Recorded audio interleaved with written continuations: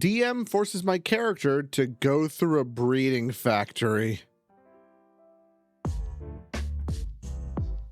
Really quick, everybody, I promise I'll make this fast. I just wanted to say thank you so much for helping me get to 10,000 followers on TikTok. In celebration, I'm going to be doing some special stories over the next couple months. I've seen a few people actually ask me to make longer form videos on YouTube that they can listen to sort of as a podcast. The first version of that I'm going to do is I'm going to be taking a bunch of these and uploading them in one full video. In addition, I'm going to be starting to record more long form videos that will be also available on YouTube. Thank you all so much again. I love you all. Back to the story. I'm no stranger to D&D. I have been playing at my local game shop with various DMs and parties for about 6 years now. But about a year ago, I unknowingly walked into what can only be described as the most unhinged fever dream of a campaign I've ever experienced. Well, with a title like that, I can kind of guess why. Our DM pitched the campaign as a dark, morally complex exploration of a dystopian fantasy world. Cool, I thought. Something gritty, something Game of Thronesy. I rolled up a half-elf rogue and session 1 hit the ground running. After we did our intros in the tavern and everything, we were accosted by a band of hobgoblins and their regular goblin slaves. We were captured by an evil hobgoblin empire and sent to a labor camp. During the second session, my character Lyria, I'm a woman in real life and was in the campaign as well. Please don't let that be relevant. Please don't let that be relevant. Please don't let that be relevant. It's going to be relevant. It's always going to be relevant. It's always relevant. My character, Lyria, was pulled aside by the guards for some special processing. Turns out special processing meant I was being sent to a breeding factory. I actually felt myself getting a little sick there. A factory where prisoners were forced to produce the next generation of alpha goblins to build an empire that will last 1,000 years. DM then leaned in, smirked at me, and whispered in my ear, nope. No, shouldn't be anywhere near her ear. Shouldn't be anywhere near her. Anywhere near her. DM then leaned in, smirked at me, and whispered in my ear, Lyria's unique half-elf DNA makes her a prime specimen to spread her legs and breed. Okay, this one's actually making me feel sick. The worst part is, I'm pretty sure I read this story before on a charity stream I did a while back, but I don't remember everything from it, so... He then showed me an AI-generated picture of an alpha goblin that supposedly took the best aspects of humans and elves to create a master race. How is there more to this story? You should have gotten up and walked away. He then described the factory in excruciating detail. There were assembly lines, genetic analysis devices, gas chambers for specimens deemed unfit, and rows of prisoners. And those deemed fit were taken to a special room by a group of breeder hobgoblins in which they would have their way with human, elf, and half-elf women. He would describe in the most graphic detail how they would gang her. Okay, yep, I hate this. I hate this so much. This was the most animated he got the whole campaign, and he kept describing it as the sexy side of D&D, which really grossed me out. Really, that grossed you out? That's the thing that grossed you out. Why are you not already walking away right now? I tried to object in character, but DM shut me down with the classic, your character wouldn't be able to resist excuse, and said she was charmed by enough spells to make... Holy shit, I'm actually getting sick. He said she was charmed by enough spells to make her enjoy it. So she's basically just a sack of holes for the goblins to use. And then he had the audacity to pull out a chart labeled breeding success percentages and had me roll dice to determine my fertility. A nat 1 meant I died instantly from the gang bang, and nat 20 means I become their breeding mare for the empire. He then said, as long as you don't roll a nat 1, you can still go on quests while pregnant. I then got up and noped out of the session. The barbarian player followed me, muttering something about needing ear bleach. Yeah, I'm in there with you. While the DM kept yelling about how this is crucial to the story and that you can come back for revenge if you want, I'm not afraid to kill off some hobgoblin breeders. And it's a dark world. What did you expect? But no.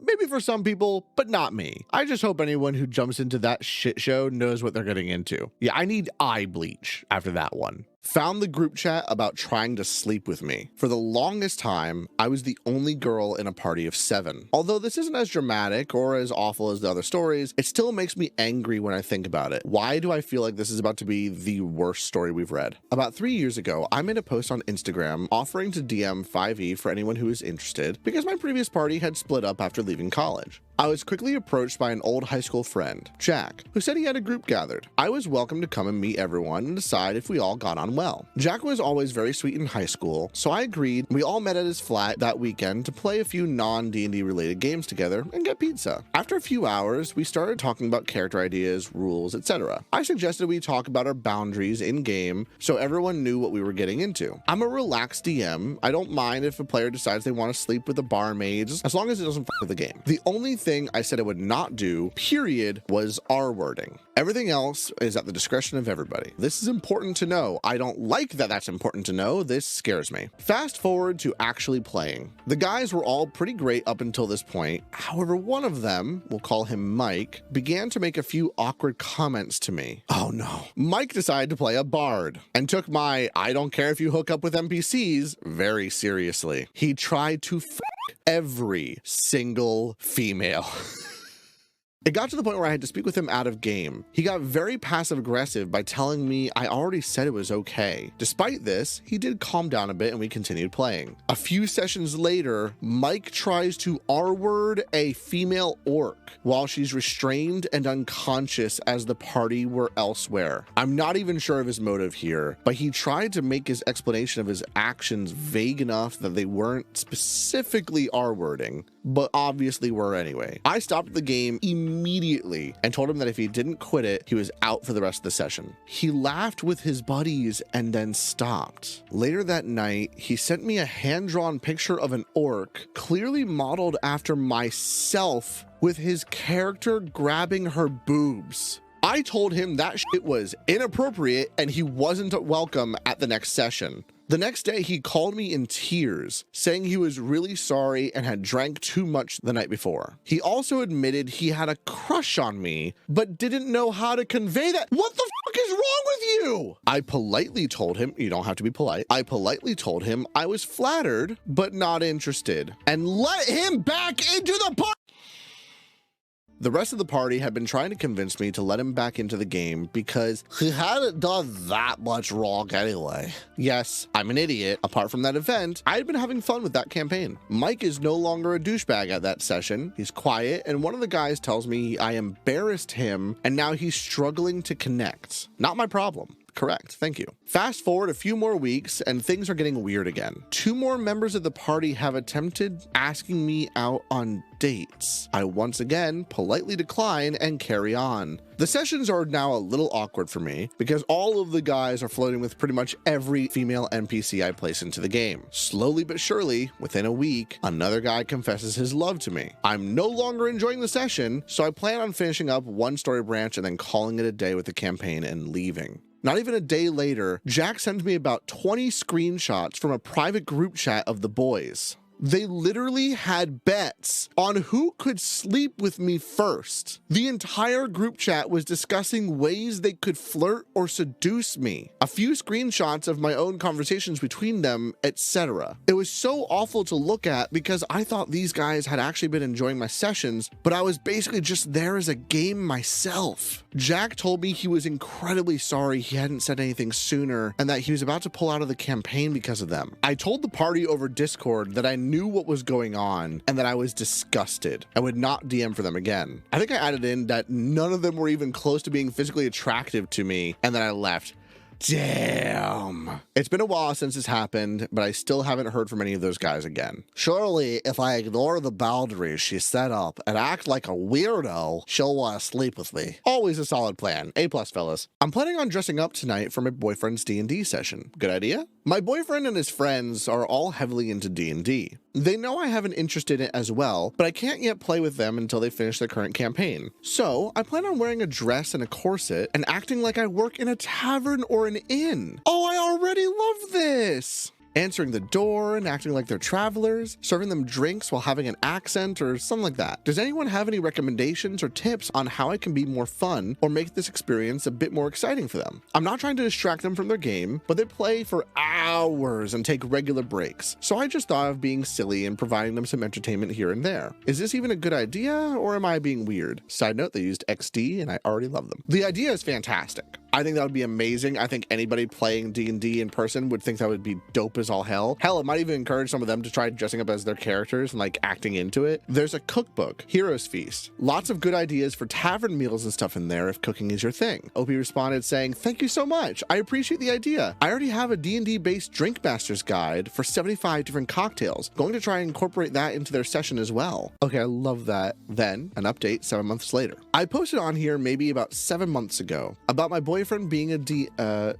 the boyfriend is the DM. Okay. Oh, that's even better. Are you shitting me? That's awesome. As the DM, like if my girlfriend was sitting like, yeah, I want to be like a barmaid, I would be like, cool, let's work on some like story cues. That'd be really dope. Or maybe we can like prepare different drinks for different moments. Like I know they're gonna have a boss fight coming up. Could we like, let's go to the store and get like some ingredients for special snacks or drinks that encompass the boss fight? I feel like that'd be dope as all hell. I posted on here maybe about 7 months ago about my boyfriend being a DM to a campaign with some of his friends and me potentially joining, but dressing up. Well, here's an update. Long story short, they were more than welcome to the idea of me joining, but as far as dressing up, it's just too much work to put on the corset. Fair, more than valid. It's just too much work to put on the corset, as well as I forgot I was shy. Oh no, as well as I forgot I was shy as So that bombed. Anyway, I think initially they were skeptical of me joining in just in case DM and I break up. They didn't want a main character to just leave, you know? But I was welcomed. The process was kind of slow, but it was worth it. I first started off sitting in on sessions for a while, getting used to them talk and play. Then outside of the session, the DM / my boyfriend helped me make a character. I purposely chose a class that was not already in the campaign, and I joined at level 14. Oh, that's hefty to get into for your first game. I've already played maybe 6 sessions and I have had so much fun. I must say, these boys are just so awesome and I'm very grateful they let me join. That is fucking amazing. I love that so much. Does LARP count? I did not join a makeout session in game and apparently made someone angry? Long story short, I go to an event abroad and due to logistics, I end up sharing the in-game tent with other people in the group. I won't go into details, but basically alcohol did its part and people started making out in the tent. And at that moment, I left to leave the others alone as I was not interested in joining. More than fair. If it's anything like Ren Fairs, I know that, you know, stuff happens at the Ren Fair. I get it. The lords and ladies are getting randy at the Ren Fairs, y'all. But during LARPing, I ended up arguing with one of them because I ruined the atmosphere and the evening for the others as well. Rushing to the end of it, I am no longer in that group. I later learned that this is kind of a tradition with these people, ending up having sex regardless of their real life relationships? Because it's the characters, it does not count. That's not how roleplay works. Let's see these texts. Don't make it a bigger deal than what it is. Everyone has sex at LARP events. It is just natural to expect it. Do you expect characters to be chaste virgins? Look, you do you. I don't care what you do in your in-game time. As long as consenting adults are involved, I don't care. I just don't want to be a part of it. I never was into casual sex. I am engaged. She's engaged and you're trying to get her into that shit? I am engaged, and on top of that, I am sorry to say that I am not attracted to either of you in that way. You're thinking of me and not as the character, though. You are the one that complained about people confusing player and character. As a fairly seasoned LARPer, no. In-character sex is not the norm in the LARP community, far from it, and this type of rhetoric is very frowned upon and considered manipulative. Good on you for standing your ground. If I was you, I'd reach out to the event organizers. Any serious organizer would take this very seriously. I don't have a problem with queer people, but I'm bisexual, but I don't make it my personality, you know? It's like the difference between Veilguard and Baldur's Gate 3. In Veilguard, it's just really in your face. It makes you feel bad, you know? I've never felt so bad as when I play that game. But in Baldur's Gate 3, they don't push it on you. It's there, but you can just ignore it. Me. Okay, DM. It's okay as long as you don't make it your whole personality. We have a girl in our group. She says she's a lesbian. And the other player, she says she's non-binary. Uses they, them. Just make sure it's not the only thing about your character. Okay. I just want to make it clear. I'm fine with queer people. I'm bisexual. I'm not out. No one knows. Just the gaming group. I think it's fine. I just don't think it should be shoved in our faces. Okay. You know, I really just want to make it clear so you don't have the wrong idea. Well, I'm fine with queer people so long as they don't involve kids. Kids shouldn't be exposed to that. Kids are so pure. The thought of them being shown that just makes me sick. They shouldn't have to know about that until they're old enough to make their own choices. Me, giving up on trying to keep this session 0 on character creation. It's pretty clear this isn't gonna work. Bye. I have a pride flag in my icon. He would just not shut up. I love this first comment. You're really shoving it in my face right now, you know? Children are so pure is the cringiest thing anyone can ever say. Opie says, I'm a teacher. Kids are not.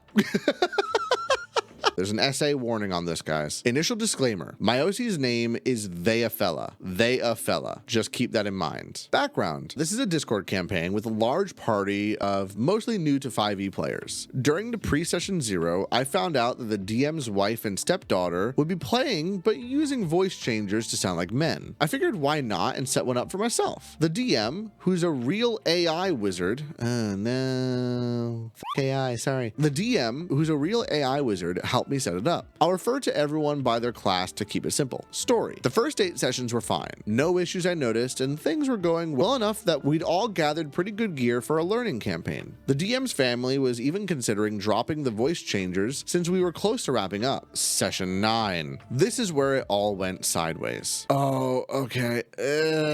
I just read it. I read it. All right. The barbarian blurts out, I hope the innkeeper struggles tonight. I like it when they fight back before the flood. That hurt to say. That hurt a lot to say, actually. Yeah, I hated that. Awkward silence follows. I get a DM from the monk joking about roll for struggle snuggles. The Gloomstalker, DMPC, and Paladin, DM's wife, object in character. The Bard, DM's kid, 18 or 19, objects out of character. We move past this moment and finish the encounter barely. At the end of the fight, the Bard, War Domain, and Wizard are dead. Oh no! My life domain is down. Only the monk and barbarian are at full health. Oh no. Oh no. The barbarian starts role-playing, saying, the only thing better than a helpless single mom is making a helpless single mom, and asks to cut off my character's feet? The monk jumps in, not to defend me, but to fight over who gets initiative, because apparently my character is the prize.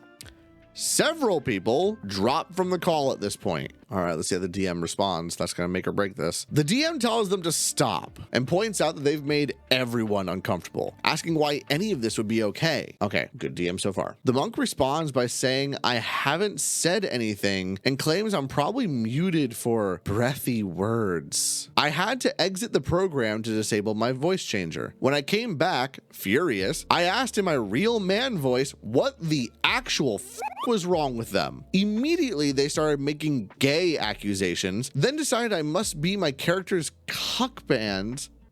My character's cuck's band? What? Keeping their elven lady from the real men she needs. Me and the DM left the call and took a much needed break. Aftermath. A few hours later, the DM texted me asking if I'd seen the Discord server. Oh no. The art channel was flooded with posts from a deleted user, multiple NSFW AI images of Theafella, photoshopped lewd images of the DM and his family, and links to random explicit pages with derogatory comments. My inbox had dozens of NSFW edits of my OC art with messages like, being better than your husband. The state of things, the DM's wife and I spoke, and his daughter also called me to check on me as we were long-term friends, or uncle respectively, and I brushed it off, but they've decided not to play again. Both have deleted Discord entirely, and the server was archived, only the DM can see it, today after deciding not to pursue charges for the revenge type porn, as both women stated they don't want that following them. The first comment here sums it up. The only thing I can say is Jesus Christ. Campaign ended because I let a player kick a kobold. Was running a homebrew setting campaign for several months with 5 players. 3 of them were fairly relaxed and 2 were much more number crunchy focused. We had a good mix of new and veteran players, but it was going well, or so I thought. The party were tasked to clear a mine being used by an evil faction. A combination of kobolds and lizard men were running the mine. The players detonated an explosion to seal part of the mine, which sent a horde of kobold into a complete panic. I ran a battle encounter where I didn't put any kobolds on the field, but ran them as lair actions. They weren't a threat on their own in this case, so I thought it would be clever to run them as lair actions, with them getting in the way or pushing around the party while they did battle with the lizardmen. They did no damage, but served more as obstacles for the players. It was going well until one of the players wanted to be funny and said he wanted to kick a kobold as a bonus action. The perfect use for a bonus action, honestly. I said, since it didn't really matter to the battle ongoing, I would allow it. So I played it up as a joke and even did a Wilhelm scream for good measure. Nothing changed at all in the battle. Immediately after that, the next player now wanted to kick a lizard man as a bonus action for an advantage. I told them that I let it happen for the kobold because it had no effect on the battle taking place for a laugh. Well, this upset the player and another player at the table, saying how I need to learn to play the game and not let people cheat so openly. I tried to explain that it had no game effect and was more just flavor for the scene, but this just made them more upset. Yeah, I figure flavor would make these kinds of people more upset. We finished the session with some bitterness. After everyone left, the 2 players that got upset decided to quit, along with another player who is married to one of those, thus ending the campaign. So that's how kicking a kobold ended an entire campaign for me. This is a game that was running for several months, and this is where they draw a line? I don't get that. Also, am I the only one who's thinking of a kobold being kicked, less of a Wilhelm scream and more of the Angry Birds sounds? Apparently, I'm not gay enough. I joined this game a friend of mine was running because we both had done D&D together a while back, and he was a bro. He was a bro. Hit the ground running at first. Got along with everyone there. One of them, whom I hadn't met before, was Jess. Initially, we got along great. We both shared a story first, gameplay second philosophy, and it was a pleasure to be in a scene with her. I was playing a Dragonborn cleric, and I'd made the decision to base his religion loosely around Catholic theology and philosophy. This included his being celibate. Boy, do I hate having to introduce that about him, but sadly, it's pertinent. I don't like that it's pertinent. Stop being pertinent. Don't make that be pertinent. I'm lucky enough to live in a fairly left-wing part of the world, so I've always been open about my homosexuality. So, a few sessions in, I made some silly little self-deprecating jokes. Jess perked up like a dog hearing the can opener and said, "You're gay? Really?" Oh no. From then on out, things took a turn. It was subtle at first, but the way she treated me and the way her character treated mine changed. A lot of that earlier ease was gone. She had taken on a bizarre ingratiating tone, which hadn't been there before, and she'd bring up my sexual orientation perhaps too much. If you're saying perhaps, it's probably not perhaps. It's probably too much. Whenever she'd hear about my interests, sports and pro wrestling and noir movies and the like, there would be these odd little comments. Many of them weren't so bad in isolation, but taken together, they were strange. I particularly remember some comment about wrestling. "Oh, I know why you like that," with an implied wink. Pardon me. Then her male character began flirting with my cleric. My cleric was flattered, but not interested for reasons cited. We had an honestly lovely little scene where her character felt dejected, but expressed that he really valued their friendship. I thought it was really nice. But she kept doing it. It was at least once a session, and frequently more than that. My character explained to her character, though it was partly for her, that this was not okay, and it made him uncomfortable, but the lesson didn't take. Things came to a head when her character made some pretty nasty insinuations about mine being repressed and imprisoned by his religion. Their friendship soured. I wonder why. My character was still polite to hers, but it was pretty clear that they were work colleagues only at that point. Jess wasn't fond of that and asked why I was avoiding her for doing what her character would do. I said that it was grand and all, but I was doing the same thing. Repeated unwanted sexual overtures and direct insults to his faith ain't gonna bring these people closer together. From then on, her character became consumed with this desire to knock and badmouth and denigrate my cleric's faith at every turn. Out of character, she went on bizarre anti-theist rants. I'm not religious, but wow. GM and I would sometimes talk sports during breaks, and she'd sigh loudly enough for us to hear. Then she upgraded to knocking me personally. Among these, I didn't get a reference to some pop star she'd made, and she said, "Are you actually gay?" Yeah, cause we're all the same lady. From anyone else, that would have been a funny line, but with her behavior towards me, it seemed kind of like an attack. It made everyone uncomfortable, at least. Finally, the GM had to tell her to ease up, and she said outright that she was just trying to help me, that I was a self-hating gay who was clearly repressed and making excuses. She cited my cleric's religiosity? How the hell do I pronounce this? Hold on. Religiosity. She cited my cleric's religiosity and my own general predilection for more masculine interests. GM privately offered to kick her, but I wasn't keen on being the interloper who broke up a happy group, so I just left. Whole thing left a bad taste in my mouth anyway. This top comment, yeah, sorry OP, you didn't say slay once in the whole story, so I'm gonna have to confiscate your gay card. Breeding slaves.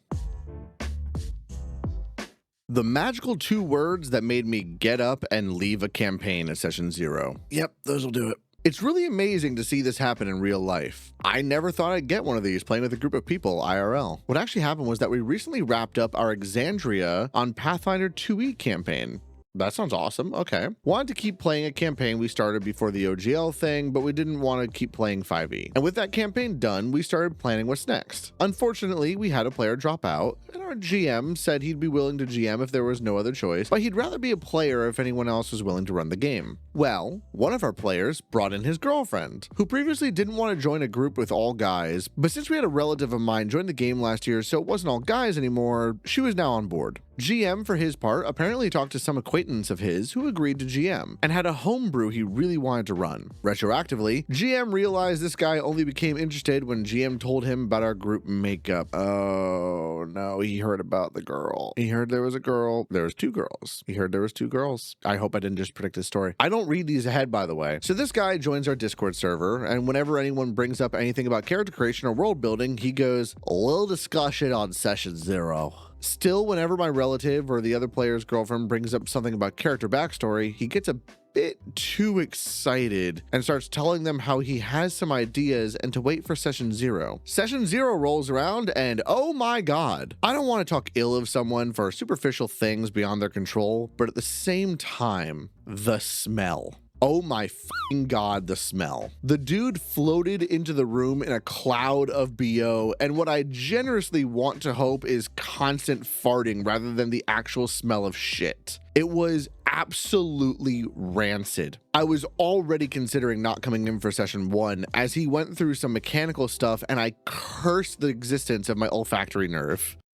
That's pretty funny. Still, it somehow wasn't the worst part. No, the worst part was the homebrew. That stunk even worse, though only metaphorically. He talked about how dark his world was, how hardcore, how we wouldn't be coddled, and the choices had consequences, and how slavery was rampant. My relative bless her heart, made the mistake of saying how she wanted to play an escaped slave who was a rogue working against slavery. He started by shooting her down because slavery was so rampant it would be pointless and no one could effectively be working against it. But then it got worse.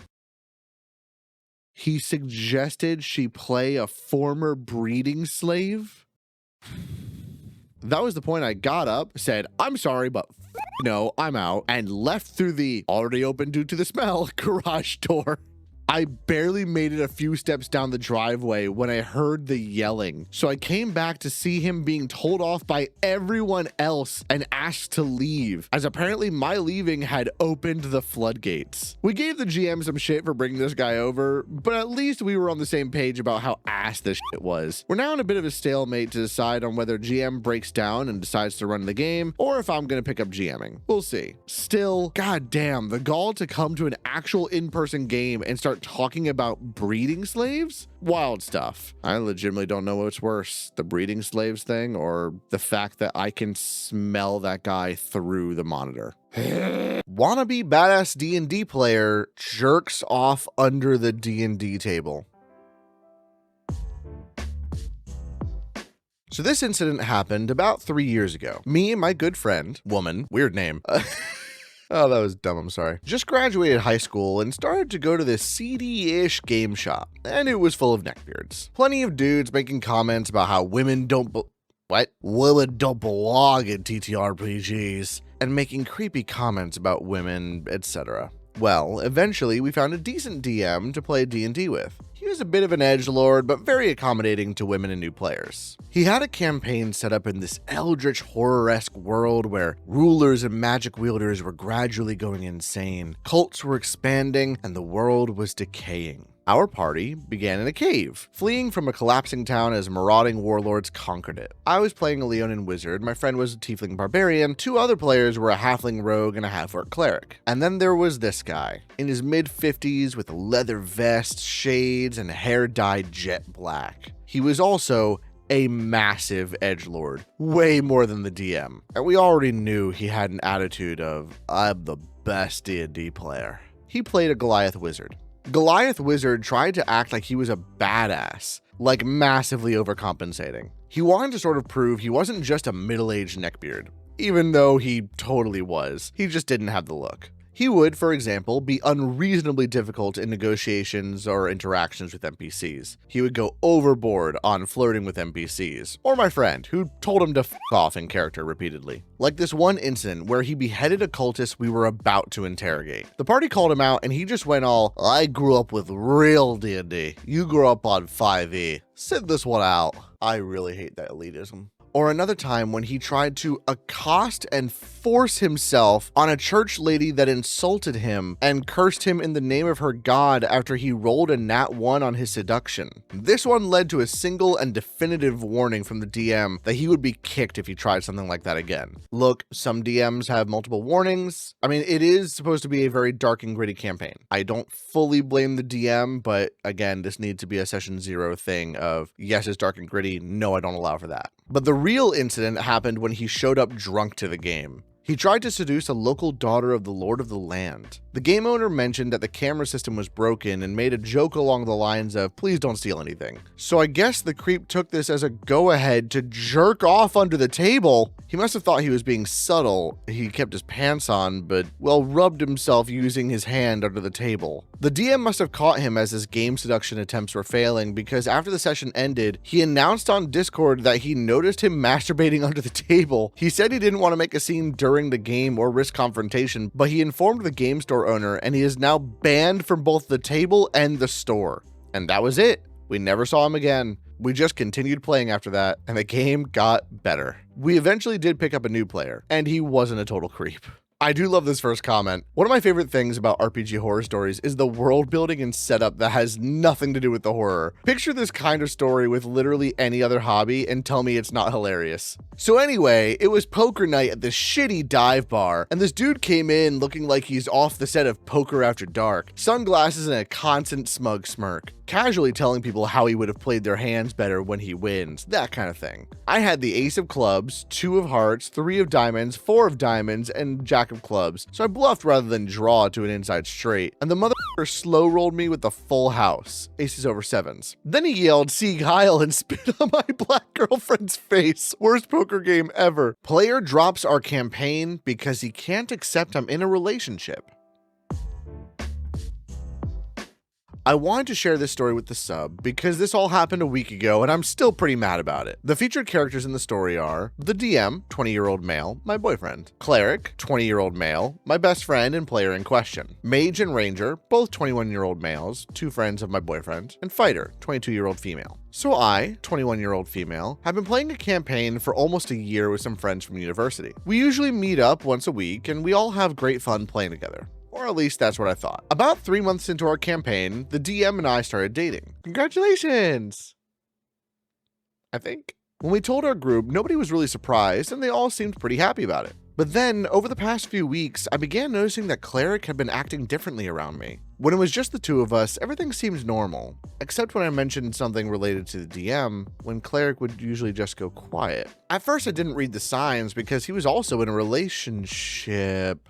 It's one of those stories. He also was in a relationship, so I just thought it was all a bit strange to him, considering it all came kinda out of the blue. I tried talking to him. I even asked if DM and I were making the others uncomfortable when we were all together. I also asked the other players, but they all said no. But he assured me it had nothing to do with me and DM dating, and that he had just been going through a rough patch. After that, things went back to normal, sort of, and we continued our campaign with no issues until June. During summer break, I still checked up regularly with Cleric, because I still thought of him as my best friend, and we had some serious talks together, but none concerning this matter. Fast forward to last week. I met up with DM, Cleric, and Mage after we were back from summer break. DM asked them if they still wanted to continue the campaign, and they both said yes. Then, 3 days later, Cleric texts DM telling him he was not going to play in the campaign anymore because it was mentally draining him, and even though he enjoyed playing, he still didn't feel like it. About an hour later, Mage, Ranger, and Fighter all text us asking why Cleric was leaving the campaign.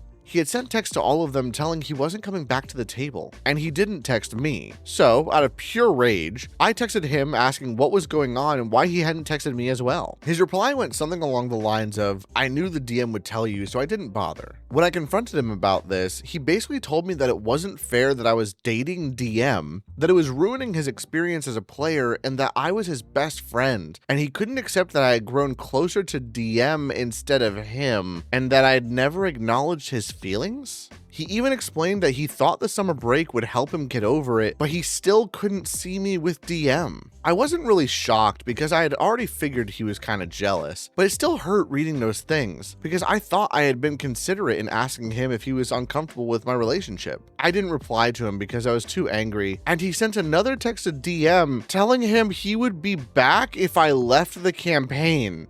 I was considering actually doing it because I was so overwhelmed by the situation, but all the other players told me that Cleric couldn't force me to leave if he was the one with the problem. So yeah, this is it. Sorry if it looks like random rambling, I just really needed to get this off my chest. I still haven't confronted Cleric, and at this point, I don't think I ever will. But honestly, next week we have the first session of Act 2, and DM's roommate is joining us with his Goliath Barbarian, and I couldn't be more happy about it. Kicked from a Pathfinder table because I also play D&D.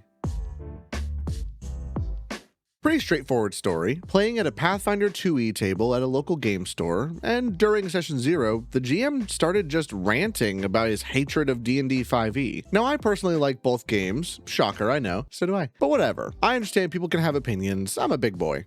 During this, GM kept trying to bring others into it. I mostly kept quiet since, again, I enjoy 5e, and I was just gonna let them get it out. Well, eventually, I get more or less told I need to say my opinion, and just went with the most diplomatic answer. Oh, I play both with friends, yeah. I agree Fighter has done better here. Something plain and basic. Wrong! GM afterwards tells me he is now worried since I play 5e, I'm going to try and turn this into 5e like all D&D players do. Let it go and play a real game or leave. I did, since yeah, I enjoy both. And in fact, many other systems. I won't pretend D&D 5e is flawless at all, but I also have fun with friends, which is the most important part of playing a TTRPG. So this is all actually kind of funny considering in my experience, I've had more of like players that I play with who also play Pathfinder. They tend to be the ones who are like trying to get D&D players to break away into Pathfinder. Now here's the thing, Pathfinder 2e is fantastic. 5e is fantastic. Daggerheart is fantastic. I've heard good things about Draw Steel. I really need to read that. I'm playing Lancer with some friends, which is a mech RPG. I played Fabula Ultima. Like there's so much TTRPG out there.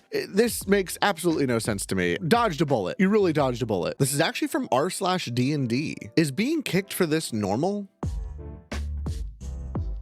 I am new to D&D, but I'm pretty educated in a lot of the rules and the flow of the game. I've literally read everything there is to read for 2024. I play with two groups. One group does one-shots where we keep our progression. Even though the DM is new and still learning, we have a lot of fun role-playing and going crazy in combat. I've learned a lot because he was learning and we all learned together. It's a great casual experience, and the players always hit me up in the DMs trying to get me to play in other groups with them. I wanted a little more, so I decided to find a second paid group for a campaign experience. Before y'all go in the comments, don't shit on paid D&D, shit on bad paid D&D. There is a difference. This other group, which I paid $15 a session for, has a DM who is very good. I joined this campaign around session 9 of Phandelver and Below the Shattered Obelisk.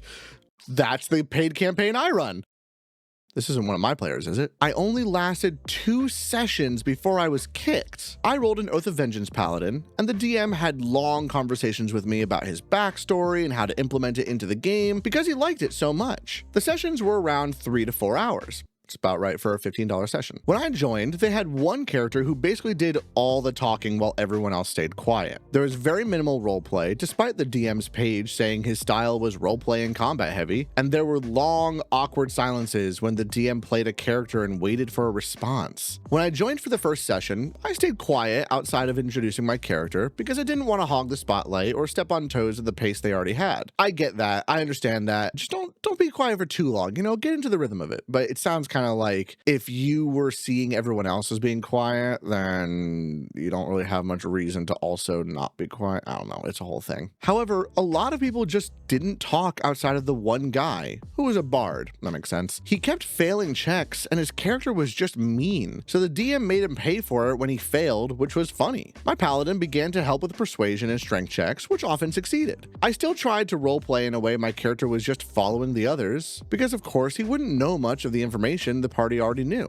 During combats, this party was not very tactical, and was ironically less versed on their own abilities than I was. Outside of the bard, he was crushing it. They told me in session 0 they were glad I was a paladin because the bard went down a lot since he had to get into melee range. They had a bard, wizard, cleric, and a rogue. I didn't hold back in combat and played to the best of my abilities. I thought I was proving my value to the team. I was using Shield of Faith on others, blessing others, healing, tanking, and dealing damage. By the time the second session came around, the rogue started to talk way more and began doing things like going shopping for an hour to get more powerful. He started asking multiple times for ability checks like investigation, even when he was told there was nothing to investigate several times. I was quiet again until the wizard suddenly started doing all the persuasion checks and said, I don't even know why I'm the one doing these. So I once again started to roleplay, voice and all, using my paladin to handle the checks and move the story along. Everything went great from my perspective. There was even a spectator who enjoyed watching. Then, after that session the next morning, I was told I was being kicked out of the group because the rogue and cleric, who never talked, said I slowed down the pace. The DM told me I was his preferred style because I was acting, engaging, interacting, and role-playing, but he had loyalty to that group who had been paying $15 a session for around 3 months. He tried to assure me that this was normal and said I might fit better in one of his more advanced groups when he starts a new campaign. I told him personally I felt sad because I did everything in my power to stay quiet, and without me using my paladin to advance the story, I don't even see how they got that far. I started to suspect he was lowering the difficulty or making it easy for them before this, and he did confirm as much. So I was kicked because my presence changed the pace that had already been established, but was it really the difficulty? I'm still confused confused, and sorry if this is confusing, I just want to know if this is normal. Okay, so I'm going to be a little bit controversial here. This is normal, but in completely different circumstances. I've had players who just don't quite fit what the dynamic is, right? They want to play a very evil or very combat-focused character, and they just want to fight everything. Meanwhile, you know, I as a DM really prefer doing role play and exploration, and I like combat, but I like combat that serves the plot. Most of the players that I play with also agree and do the same thing. So if I have a player that comes in, I mean, I had a player who just was not a good fit. They were kind of being evil and mean-spirited. They were killing friendly NPCs that the party liked just randomly. And I had to have a talk with them being like, hey, I don't think this is the right fit for you. Like, this particular vibe of the group is just not the same. But again, they would likely fit in really well with another group. And that's what happens a lot, I noticed, is that you'll have a player who would fit in really well with other groups, but your particular group, probably not so much. My problem with this is something smells fishy about this, because I'm saying, yes, that is a normal thing to say, hey, you would probably fit better in a different group. But number one, this is 2 sessions in. At this stage, this should be a conversation, not an immediate kick. This should be a bit of a discussion between either you and the GM, or even you and the other players to be like, hey, player expectations, what are we thinking here? What do you guys want? That's what confuses me, is that this should have been a conversation, not an immediate kick. And even if you don't fit with the group, number one, that makes no sense, because the Bard is apparently talking crazy, and apparently that's going fine. He hasn't been kicked out. So why do they suddenly have a problem with you? Yeah, this makes no sense to me. And especially if you paid for 2 games and then he just kicks you without a conversation, I think this is an example of a bad paid DM. This is not someone who's going to respect your time or money. This doesn't seem right. So yeah, no, it's not normal. Ugh. It's cold, I'm sick, you might see me in a sweater more often these days. DM forgets that he's the DM. I don't know if this is interesting, but it's just so weird I had to say something. After DMing a group of friends for a while, one of those friends offered to run a short campaign. I'm mostly DM, but I usually prefer playing, so I was very happy to let him run the game. I'm actually the opposite, weirdly enough. I was a player for many years, but nowadays I much prefer DMing. Well, after almost a year of things going wrong, we finally got to a point where everyone was prepared and available. Even though I wasn't DMing, we still decided to do it at my place since I had everything set up. One by one, people arrived. The DM had some last-minute family stuff happen, so he was going to be about a half hour late. So we all excitedly talked amongst ourselves about our plans and our characters, and how great it was to get the gang back together. Then the DM shows up. The only thing he has with him is his phone, and he sits in a player's seat, so we are all giving each other confused and curious looks. I suggest that he could take the seat I usually use so that he has more space and nobody looking over his shoulder. And then he started to get the same confused look that the rest of us had. There was an awkward silence that seemed to last forever before another player snapped and bluntly said what we were all thinking. The DM sort of just said, "Oh, I forgot about that. It's been so long since we first talked about this, I'm not even sure what my notes are." Fun fact, this is just how I've been talking for the past week. Me and my girlfriend are both sick. He then asked if he could just be a player for this session, as if I could just improvise a session on 0 notice. I think I just let out a long sigh. One friend immediately said she was done with this shit and called an Uber home. The rest of us just turned it into a movie night. This happened a couple months ago, and we haven't even talked about D&D since then, which is probably for the best. I have other games with other groups, so I'm not too bothered that this one didn't go forward, but it was just such a...